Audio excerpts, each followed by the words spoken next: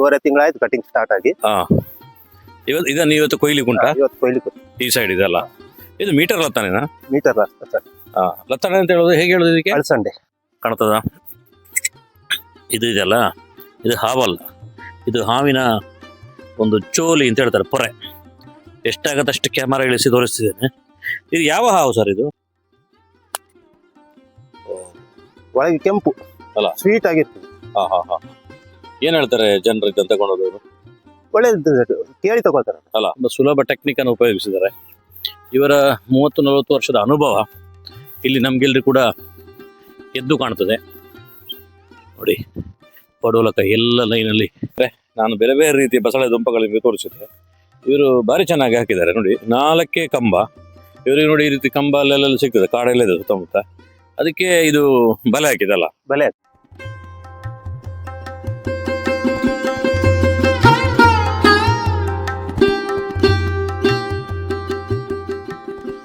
ಸಂಪೂರ್ಣ ಸಹಜ ಕೃಷಿ ಯೂಟ್ಯೂಬ್ ಚಾನಲ್ನ ಎಲ್ಲ ವೀಕ್ಷಕರಿಗೂ ನಮಸ್ಕಾರ. ನಾನು ಶಿವಪ್ರಸಾದ್ ಮಲೆಬೆಟ್ಟು, ಉಡುಪಿ ಜಿಲ್ಲೆಯ ಹಿರಿಯಡ್ಕದಲ್ಲಿದ್ದೇನೆ. ಕೃಷಿಯಲ್ಲಿ ಬೇರೆ ಬೇರೆ ರೀತಿಯ ಪ್ರಯೋಗಗಳನ್ನು ಪ್ರತಿಯೊಬ್ಬರು ಕೂಡ ಮಾಡ್ತಾ ಇರ್ತಾರೆ. ಅಂಥದ್ರಲ್ಲಿ ಕೆಲವೊಂದು ವಿಶೇಷ ಪ್ರಯೋಗಗಳು ನಿಮಗೆ ತೋರಿಸುವಂಥ ಒಂದು ಪ್ರಯತ್ನ ನಮ್ಮದು. ಅಂಥದ್ದಕ್ಕೋಸ್ಕರ ನಾನು ಬಂದಿರುವಂಥದ್ದು ಹಿರಿಯಡ್ಕಕ್ಕೆ. ಗಣೇಶ್ ನಾಯಕ್ ಅಂತೇಳಿ ಸುಮಾರು 8ರಿಂದ 10 ವಿಧದ ತರಕಾರಿ ಗೆಡ್ಡೆಗಳನ್ನು ಬೆಳೀತಾರೆ. ಇದು ಏನು ಅನ್ನುವಂಥದ್ದು ನಿಮಗೆ ಪ್ರಶ್ನೆ ಬರ್ಬೋದು. ಇದರ ಒಂದೊಂದು ಎಲೆಗಳು ನೋಡಿ ಎಷ್ಟೆಷ್ಟು ದಪ್ಪ ಇದೆ ಅನ್ನುವಂಥದ್ದು. ಇದಕ್ಕಿಂತ ಹಿಂದೆ ಕೂಡ ನಾನು ಕೆಲವು ವಿಡಿಯೋಗಳನ್ನು ತೋರಿಸಿದ್ದೆ. ಕ್ಯಾರೆಟ್ ಗೆಣಸು ಅನ್ನುವಂಥದ್ದು ಇದೆ ಅಂತೇಳಿ. ಅದನ್ನು ಸ್ವಲ್ಪ ಸ್ವಲ್ಪ ಬೆಳೆದಿರುವಂಥದ್ದು ನಿಮಗೆ ತೋರಿಸಿದೆ ಕ್ಯಾರೆಟ್ನ ರೀತಿಯಲ್ಲಿ. ಬನ್ನಿ, ಈ ಗೆಣಸು ಹೇಗಿದೆ, ಇದರ ಇಳುವರಿ ಹೇಗೆ ಬರುತ್ತೆ, ಇದು ಇಷ್ಟು ಚೆನ್ನಾಗಿ ಬರಬೇಕಾದ್ರೆ ಇದಕ್ಕೆ ಹೇಗೆ ಪೌಷ್ಟಿಕಾಂಶಗಳನ್ನು ಕೊಟ್ಟಿದ್ದಾರೆ, ಗೊಬ್ಬರಗಳು ಹೇಗೆ ಕೊಟ್ಟಿದ್ದಾರೆ ಅನ್ನುವಂಥ ಎಲ್ಲ ಮಾಹಿತಿಯನ್ನು ಈ ವಿಡಿಯೋದಲ್ಲಿ ಕೊಡ್ತೇನೆ. ಗಣೇಶ್ ನಾಯ್ಕರೇ, ನಮಸ್ಕಾರ. ನಮಸ್ಕಾರ. ಹೇಗಿದ್ದೀರಿ? ಚೆನ್ನಾಗಿದೆ. ಒಂದು ಕೃಷಿ ಅನ್ನುವಂಥದ್ದು ಭಾರಿ ವಿಶೇಷ. ಹೊಸ ಹೊಸ ಪ್ಲಾನ್ಗಳನ್ನು ಮಾಡಿ ಹೊಸ ಹೊಸ ಕೃಷಿಗಳನ್ನು ಪ್ರಯೋಗಗಳನ್ನು ಮಾಡ್ತಾ ಇರ್ತೀರಿ ನೀವು. ಈ ಕೃಷಿ ಅನ್ನುವಂಥದ್ದು ಪ್ರಾರಂಭ ಮಾಡಿ ನೀವು ಎಷ್ಟು ವರ್ಷ ಆಯ್ತು? ಕೃಷಿ ನಮ್ಮ ಹುಟ್ಟೆ ಕೃಷಿಯಲ್ಲಿ. ಅದರಿಂದ ಮಾಡ್ತಾನೆ ಇದ್ದೇವೆ. ಮಧ್ಯ ಬೇರೆ ಸ್ವಲ್ಪ ಕೆಲಸ ಕಾಂಟ್ರಾಕ್ಟ್ ಎಲ್ಲ ಇಟ್ಕೊಂಡಿದ್ದೆ. ಈಗ ದೊಡ್ಡ ಮಟ್ಟದಲ್ಲಿ ಮಾಡ್ತಾ ಇದ್ದೇವೆ.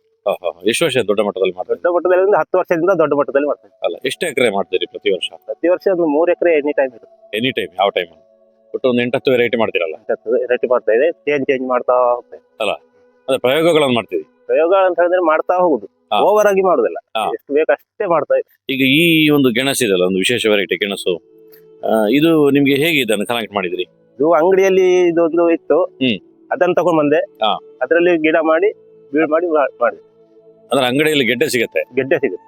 ಗೆಡ್ಡೆಯನ್ನು ಹೇಗೆ ನೀವು? ಗೆಡ್ಡೆಯನ್ನು ಗೊಬ್ಬರದಲ್ಲಿ ಒಂದು ಹಾಕಿದ್ರೆ ಅದು ಗೆಡ್ಡೆ ತನ್ನ ಗಿಡ ಬರ್ತದೆ, ಚಿಗುರ್ಲಿಕ್ಕೆ ಶುರು ಆಗ್ತದೆ.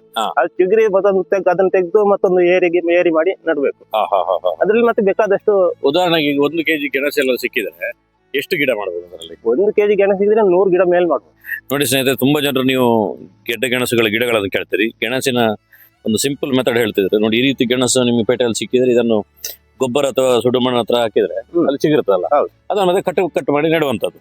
ಈಗ ಇದು ನೆಟ್ಟು ಎಷ್ಟು ತಿಂಗಳಾಯ್ತು ಇದಕ್ಕೆ? ಈಗ 3 ತಿಂಗಳಾಯ್ತು. ಇದು 3 ತಿಂಗಳು ಬೆಳೆನಾ? 4 ತಿಂಗಳು ಕಂಪ್ಲೀಟ್ ಆಗ್ಬೇಕಾದ್ರೆ 4 ತಿಂಗಳು ಆಗ್ಬೇಕು. ಈಗ 3 ತಿಂಗಳಾಯ್ತು. ಅಲ್ಲ, ಇದಕ್ಕಿಂತ ಮೊದಲು ಇದನ್ನು ಬೆಳೆದಿದ್ರೆ ನೀವು? ಇಲ್ಲ, ಫಸ್ಟ್ ಟೈಮ್. ಚೆನ್ನಾಗಿ ಬಂದಿದಲ್ಲ ಸೊಪ್ಪು ಪೂರ್ತಿ? ಕರೆಕ್ಟ್ ಆಗಿ ಎಷ್ಟು ತಿಂಗಳಾಗಿರ್ಬೋದು ಅಂದಾಜು? ಈಗ ಡಿಸೆಂಬರ್ ನಟ್ಟದ್ದು, ಒಂದು 3 ತಿಂಗಳಾಗ್ತಾ ಬಂತು. ಇದು ಇಷ್ಟು ಸ್ಮೂತ್ ಇದೆಲ್ಲ ಮಣ್ಣು, ಇದಕ್ಕೆ ಏನೇನೆಲ್ಲ ಹಾಕ್ತೀರಿ? ಇದಕ್ಕೆ ಬೂದಿ, ರೈಸ್ ಮಿಲ್ ಬೂದಿ. ರೈಸ್ ಮಿಲ್ ಬೂದಿ, ಕರಿ ಭೂಮಿ ಕರಿ. ಇದು ಮಣ್ಣು ಮೆದುವಾಗಿರ್ತದೆ. ಕೃಷಿಗೆ ಮೆದುವಾಗೋದು ಬಾರಿ ಮುಖ್ಯನಾ? ಗಟ್ಟಿ ಆದ್ರೆ ಅದು ಹಿಡ್ಕೊಳ್ತದೆ. ಅಲ್ಲ, ಬೇರೆ ಏನ್ ಮಾಡ್ತೀರಿ ಅದರೊಟ್ಟಿಗೆ ಗೊಬ್ಬರ? ಅದಕ್ಕೆ ಗೊಬ್ಬರ ಬೇರೆ ಅಂತ ಅಂದ್ರೆ ಈಗ ಹುಲ್ಲು ಬರ್ತದೆ, ಇದನ್ನೇ ಇದಕ್ಕೆ ಕಂತಿಸ್ತದೆ. ಬೀಳೆಲ್ಲ ತೆಗೆದು ಬಿಸಾಡುವಂತದೆಲ್ಲ ಒಟ್ಟಿಗೆ ಹೂಡು. ಹಾಗೆಲ್ಲ ಹುಡಿ ಆಗ್ತದೆ. ಹುಡಿ ಆಗ್ತದೆ. ಇದೆಲ್ಲ ಟ್ರ್ಯಾಕ್ಟರ್ ಅಲ್ಲಿ ಅಲ್ಲ? ಟ್ರ್ಯಾಕ್ಟರ್ ನೀವೇ ಓಡಿಸೋದು? ಲೇಬರ್ ಎಲ್ಲ ಕಡಿಮೆನಾ? ಲೇಬರ್ ಕಡಿಮೆ ಇದೆ. ಎಷ್ಟು ಈಗ ಇದಕ್ಕೆ ಮ್ಯಾನುವಲ್ ಮಾಡ್ಬೇಕು. ಬೇರೆ ಎಲ್ಲ ಲೇಬರ್ ಕಡಿಮೆ. ನೋಡೋದು ಒಂದ್ಸಲ ಕಟ್ ಮಾಡಿ ತೋರಿಸಿದ್ದು.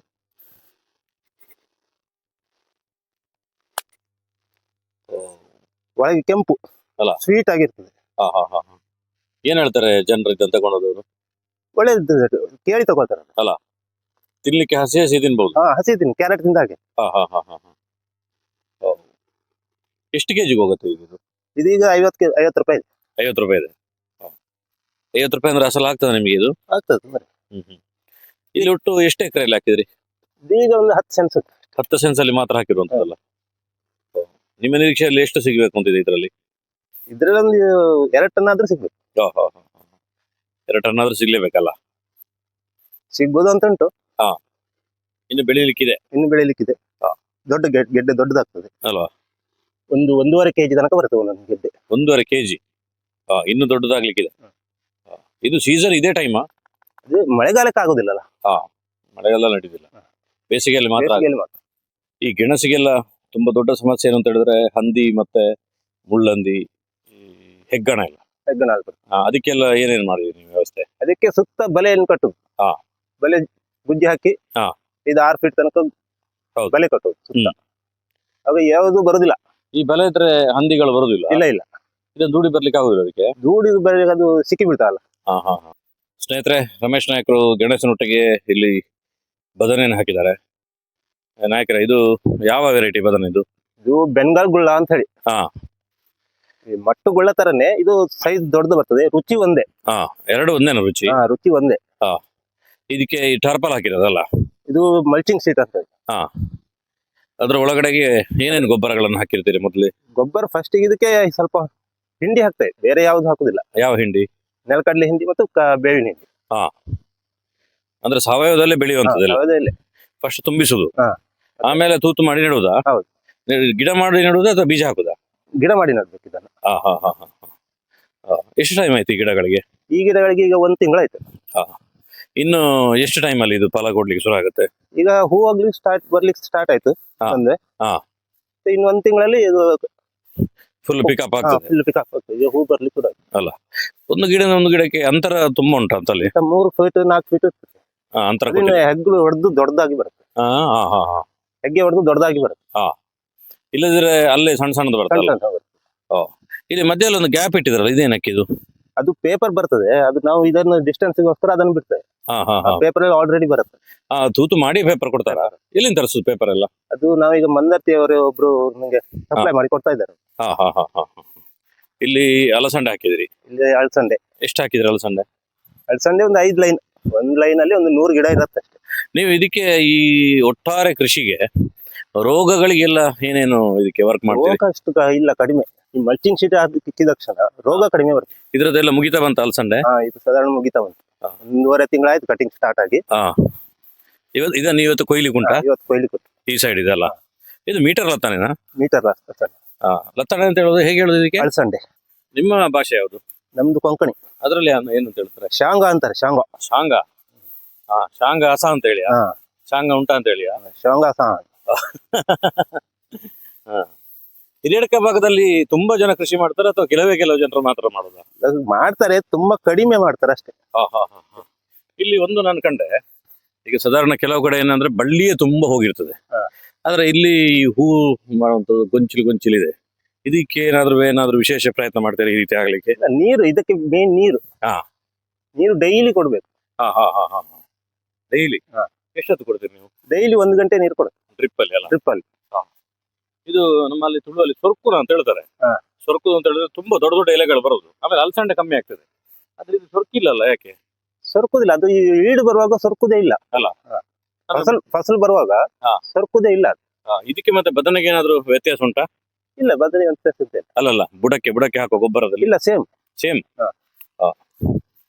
ಗೊಬ್ಬರ ಮೇನ್ ನಾವು ಈ ಕಳೆಯನ್ನು ಇದಕ್ಕೆ ಕೊಚ್ಚಿ ಭೂಮಿ ಸೇರಿಸುದು ಅಷ್ಟೇ. ಇದೇ ಕಳೆಯನ್ನು ನಾವು ಭೂಮಿ ಸೇರಿಸಿ, ಇದೇ ಕಳೆ ಗೊಬ್ಬರ, ಅದರೊಟ್ಟಿಗೆ ಇದು ಉಳಿದ ತ್ಯಾಜ್ಯವೂ ಅದಕ್ಕೆ ಅಲ್ವಾ? ಸಾಧಾರಣ ಕೃಷಿ ಅಂತ ಹೇಳಿದ್ರೆ ಒಂದೊಂದೇನೆ ಮಾಡ್ತಿರ್ತಾರೆ ಕೆಲವರು. ನೀವು ಏನಕ್ಕೋಸ್ಕರ ಬೇರೆ ಬೇರೆ ವೆರೈಟಿಗಳನ್ನು ಮಾಡುವಂತದ್ದು ಹೇಗೆ? ಒಂದು ಕಸುಬು. ಒಬ್ಬನಿಗೆ ಒಂದು ದಿವಸಕ್ಕೆ ಎಷ್ಟು ಮಾಡ್ಲಿಕ್ಕೆ ಆಗ್ಬಹುದು, ಜನರನ್ನೇ ನಂಬಿಕೊಂಡಿಲ್ಲ. ಒಬ್ಬನಿಗೆ ಎಷ್ಟು ಕೊಯ್ಲಿಕ್ಕೆ ಎಷ್ಟು ಆಗ್ಬೋದು, ಒಂದು ದಿವಸಕ್ಕೆ ಎಷ್ಟಾಗ್ತದೆ ಅಷ್ಟು ಮಾತ್ರ ಇದೊಂದು ವೆರೈಟಿ ಮಾಡುದು ಅಲ್ಲ. ಹಾಗೆ ದಿನ ಬರುವ ಹಾಗೆ ಮಾಡ್ತಾ ಇದ್ದೀವಿ. ಅಂದ್ರೆ ಲೇಬರ್ ನಿಮಗೆ ಕಡಿಮೆನಾ? ಇಲ್ವಾ? ಇದ್ದಾರೆ, ಆದ್ರೆ ಕಡಿಮೆ ಬಳಸ್ತೇವೆ. ಕಡಿಮೆ ಲೇಬರ್ ನಂಬಿಕೊಂಡಿಲ್ಲ ಅಲ್ಲ. ಇದು ಬಸಳೆ ಹಾಕಿರುವಂತದ್ದಲ್ಲ? ಇದು ಬಸಳೆ. ಯಾವ ಬಸಳೆ ಇದು? ಇದು ನಮ್ಮ ಲೋಕಲ್ ಬಸಳೆ. ನೋಡಿ ಸ್ನೇಹಿತರೆ, ನಾನು ಬೇರೆ ಬೇರೆ ರೀತಿಯ ಬಸಳೆ ದುಂಪಗಳಿಗೆ ತೋರಿಸಿದ್ದೆ. ಇವರು ಬಾರಿ ಚೆನ್ನಾಗಿ ಹಾಕಿದ್ದಾರೆ ನೋಡಿ. 4 ಕಂಬ. ಇವರಿಗೆ ನೋಡಿ ಈ ರೀತಿ ಕಂಬ ಅಲ್ಲೆಲ್ಲ ಸಿಗ್ತದೆ, ಕಾಡೆಲ್ಲ ಇದೆ ಸುತ್ತಮುತ್ತ. ಅದಕ್ಕೆ ಇದು ಬಲೆ ಹಾಕಿದಲ್ಲ, ಬಲೆ ಹಾಕಿದ್ವಿ. ಈ ಬಲೆಯಲ್ಲಿ ನಿಲ್ತದ ನಿಲ್ತದೆ. ಜಾರಿ? ಟೈಟ್ ಕಟ್ಬೇಕು. ಹಾ. ಇದನ್ನ ಟೈಟ್ ಕಟ್ಬೇಕು, ಲೂಸ್ ಆದ್ರೆ ಜಗ್ತದೆ. ಅದಕ್ಕೋಸ್ಕರ ಅಲ್ಲ. ಕೆಲವು ಬುಡದಿಂದ ಚಿಗಿರ್ಲಿಕ್ಕೆ ಪ್ರಾರಂಭ ಆಗಿದೆ. ಬುಡದಿಂದ ಸಿಗುತ್ತೆ. ಇದಕ್ಕೆ ನೀರು ಹಾಯಿಸುದಲ್ಲ, ನೀರು ಹಾಯಿಸಿ ಬಿಡುದು. ನೋಡಿ ಸ್ನೇಹಿತರೆ, ಬಸಳೆಗೆ ಒಂದು ತುಂಬಾ ನೀರು ಇದೆ, ಹೀಗೆ ನೀರು ಬೇಕಲ್ಲ ಇದಕ್ಕೆ. ಮತ್ತೆ ಹಟ್ಟಿ ಗೊಬ್ಬರ ಬೇಕು ಬಸಳೆಗೆ, ಬೇರೆ ಯಾವ್ದಕ್ಕೂ ಹಟ್ಟಿ ಗೊಬ್ಬರ ಬೇಕಾಗಿರುದಿಲ್ಲ. ಈಗ ಅಲಸಂಡೆಗೆ ಅದಕ್ಕೆಲ್ಲ ಬೇಕಾಗಿಲ್ಲ. ಇದಕ್ಕೆ ಹಟ್ಟಿ ಗೊಬ್ಬರ. ಹಟ್ಟಿ ಗೊಬ್ಬರ ಮತ್ತು ಹಿಂಡಿ.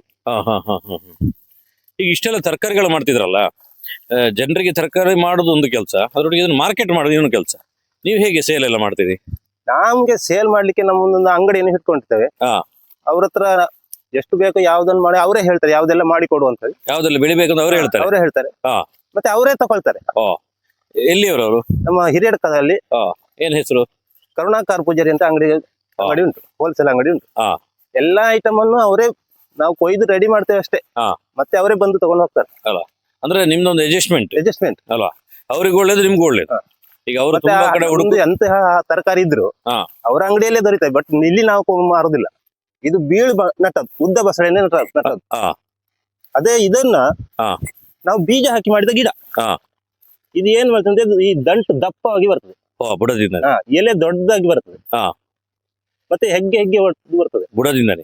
ಅದು ಹೆಗ್ಗೆ ಬಂದ್ರೆ ಇದಕ್ಕೆ ಒಳ್ಳೇದಲ್ಲ? ಅಲ್ಲ, ಕಟ್ ಮಾಡ್ತೇವಲ್ಲ, ಇದನ್ನ ಹೆಗ್ಗೆ ಬಂದಾಗೆ ಕಟ್ ಮಾಡ್ತಾ ಇದ್ರೆ ಮತ್ತೆ ಹೆಗ್ಗೆ ಬರ್ತಾನೆ, ಮತ್ತೆ ಬರ್ತಾ ಇರ್ತದೆ. ಮತ್ತೆ ಇದು ಇಲ್ಲಿಗೆ ಬರ್ತದೆ, ಅದು ಇಲ್ಲಿಗೆ ಬರ್ತದೆ, ದೊಂಬಕ್ಕೆ ಬರ್ತದೆ. ಅದ್ರಲ್ಲಿ ಒಂದು ಬಿಡ್ಬೇಕು, ಇದನ್ನು ಹೆಗ್ಗೆಯನ್ನು ಕಟ್ ಮಾಡ್ತಾ ಒಂದನ್ನು ಬಿಡ್ಬೇಕು ಅಲ್ವಾ, ತನ್ನಷ್ಟಾಗ ಅದು ಬರ್ತದೆ. ಇಲ್ಲಿವರೆಗೆ ಬರ್ಲಿಕ್ಕೆ ಮಾತ್ರ ಲೇಟ್, ಮತ್ತೆ ಬೇಕಾದಷ್ಟ.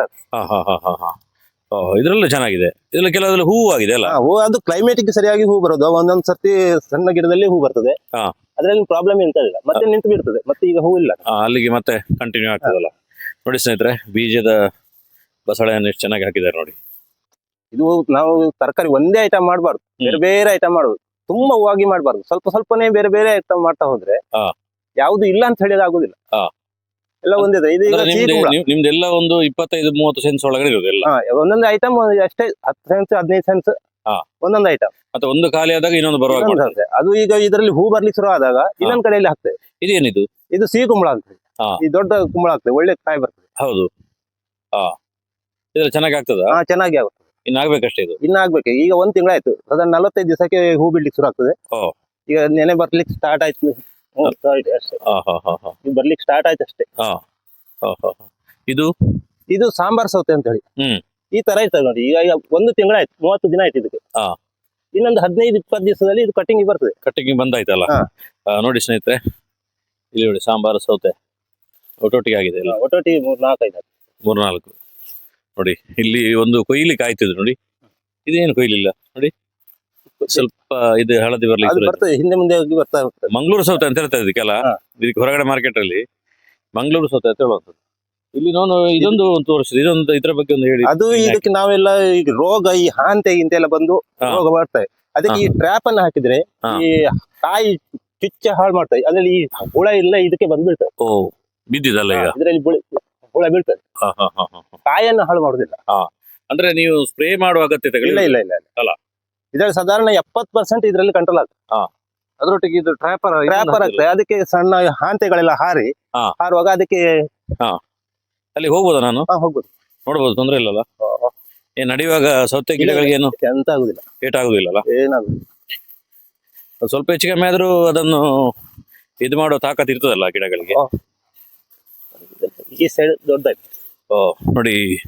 ಈ ತರ ಇದ್ರಲ್ಲಿ ಸಾಧಾರಣ ಈಗ ಇದನ್ನೆಲ್ಲ ಇದಕ್ಕೆ ಗಿಡವನ್ನು ಹಾಳು ಮಾಡ್ತದೆ.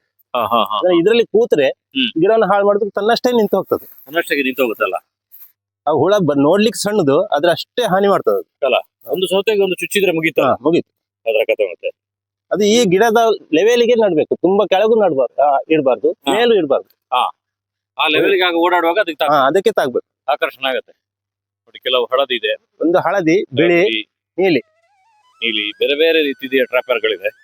ಒಂದು 10 ಸೆನ್ಸ್ ಜಾಗಕ್ಕೆ 9 ಪೀಸ್ ಹಾಕಿದ್ರೆ ಸಾಕಾಗುತ್ತೆ. ಈ ಪೀಸ್ ಅಲ್ಲ. ಮತ್ತೆ ಅದು ನಮ್ಮ ಫಾರ್ಮರ್ ಟ್ರ್ಯಾಪರ್ 5-6 ಹಾಕಿದ್ರೆ ಸಾಕು. 5-6 ಹಾಕಿದ್ರೆ ಸಾಕಾಗ್ತದೆ. ಫುಲ್ ಕಂಟ್ರೋಲ್ ಆಗ್ತದೆ, ಯಾವುದೇ ಔಷಧಿ ಹೊಡೆಯುವ ಅವಶ್ಯಕತೆ ಇರುವುದಿಲ್ಲ. ಹೌದು, ಎಷ್ಟು ಚೆನ್ನಾಗಿದೆ ಇದ್ರೆ ಎಲೆ ಅಲ್ವಾ? ಎಲೆ ನೋಡುವಾಗ ಸಾಂಬಾರು ಮಾಡೋದು ಅನ್ಸುತ್ತೆ ಎಲೆಯನ್ನೇ. ಅಂದ್ರೆ ಒಂದು ಹೊಸ ಸಂದೇಶ. ಇದ್ರ ಬಗ್ಗೆ ಮಾಹಿತಿಗಳನ್ನು ತಗೋಬೇಕಾದ್ರೆ ನಂಬರ್ ಹಾಕಿರ್ತಾರೆ, ಮುಂದಿನ ದಿನಗಳಲ್ಲಿ ನಿಮಗೆ ತುಂಬ ಹೆಚ್ಚು ಚೆನ್ನಾಗಿ ಕೃಷಿ ಮಾಡಬೇಕು ಅಂತ ಮನಸ್ಸಲ್ಲಿದ್ದರೆ ನೀವು ವಿಡಿಯೋ ನೋಡೋದಲ್ಲ, ಒಂದ್ಸಲ ಬಂದು ನೋಡಿ ಮಾತುಕತೆ ಮಾಡಿದಾಗ ನಿಮಗೆ ಎಷ್ಟೋ ಐಡಿಯಾಗಳು ಸಿಗ್ತದೆ. ಈಗ ಇವರಿಗೂ ಕೂಡ ಬೇರೆ ಬೇರೆ ಇಂಥದ್ದು ಕೃಷಿಕರನ್ನು ಮಾತುಕತೆ ಮಾಡಿದ್ದಕ್ಕೆಲ್ಲ ಐಡಿಯಾಗಳು ಸಿಕ್ಕಿರೋದಲ್ಲ ಸರ್? ಚರ್ಚೆ ಮಾಡ್ತಿರ್ತೀರಲ್ಲ ನೀವು? ಚರ್ಚೆ ಮಾಡ್ತಾ ಇರ್ತೇವೆ ನಾವು, ಮತ್ತೆ ನೋಡ್ತೇವೆ ಎಲ್ಲಿಯಾದ್ರೂ ಟಿವಿಯಲ್ಲಿ ಬಂದ್ರೆ ಅದನ್ನೇ ನೋಡಿ ಸುಮ್ಮನೆ ಕೂತ್ಕೊಳ್ಳೋದಿಲ್ಲ ಅಲ್ಲ, ನೋಡ್ಲಿಕ್ಕೆ ಹೋಗ್ತೇವೆ. ನೋಡ್ಲಿಕ್ಕೆ ಸೀದಾ ಹೋಗ್ತೀವಿ, ಅವರಿಂದ ನಾವು ಮಾಹಿತಿ ತಗೊಳ್ತೇವೆ. ಮಾಹಿತಿ ತಗೊಳ್ತೀವಿ, ನಿಮ್ಮ ಮಾಹಿತಿ ಅವರಿಗೂ ಕೊಡ್ತೀವಿ ಅಲ್ಲ ಸ್ನೇಹಿತರೆ? ಅಕ್ಷರಶಃ ವೆರೈಟಿಯ ಕೃಷಿಗಳು ಇಲ್ಲಿ ಕಾಣ್ತಿರುವಂಥದ್ದು ನಿಮಗೆ ಆಗಲಕಾಯಿಯ ಒಂದು ತೋಟ, ಅದರ ಜೊತೆಗೆ ಇಲ್ಲಿ ನೋಡಿ ಇದು ಹೀರೆ, ಇದು ಮಿಕ್ಸ್ಡ್ ಆಗಿ ಹಾಕಿದ್ದಾರೆ ಎರಡೆರಡು ಒಟ್ಟೊಟ್ಟಿಗೆ. ನೋಡಿ ಎಲ್ಲ ಕಡೆ ಕಾಣ್ತಿರುವಂಥದ್ದು ಹಾಗಲಕಾಯಿ ಹೀರೆ ಅನ್ನುವಂಥದ್ದು. ತುಂಬ ಚೆನ್ನಾಗಿರುವಂಥ ಒಂದು ಸಮಗ್ರ ಕೃಷಿ. ತರಕಾರಿ ಕೃಷಿಯಲ್ಲಿ ಕೂಡ ಸಮಗ್ರ ಕೃಷಿ ಅಂತ ಹೇಳ್ಬೋದು.